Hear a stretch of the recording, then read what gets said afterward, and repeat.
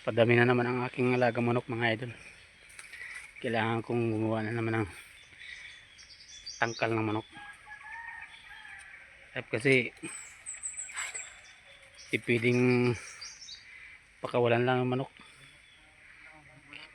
Kakasakit, magkakasipon. Kailangan talaga alagang-alaga manok ngayon mga idol. Hindi parehas sa una na ang manok.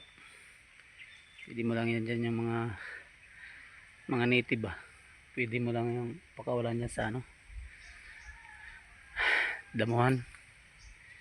Yan ang mga Texas kasi, mga rasa. Kailangan talaga alagaan ng mabuti.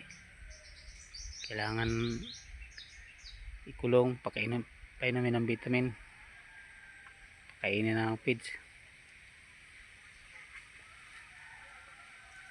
Native kasi mura lang per kilo, pero kung alaga mo yung rasa Texas, yan pwede nang isabong, pwede mong ibenta, pwede mong taasan ng presyo kung lalo na kung magaling.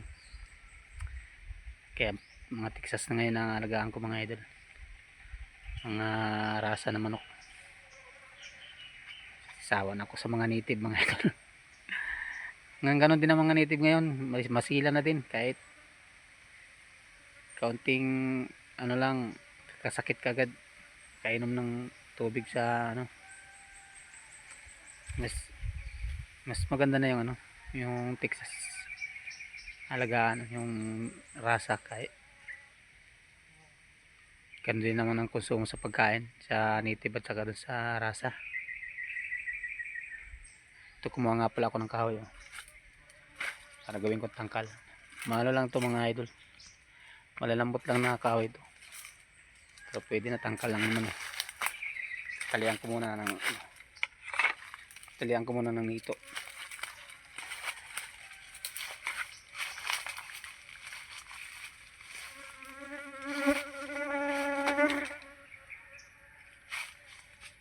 Baba lang ang gagawin ko mga tangkal mga idol.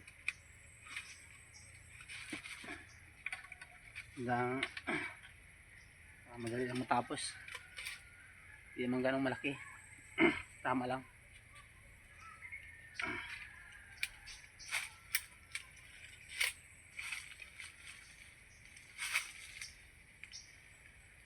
Putol yan, pwede na yan.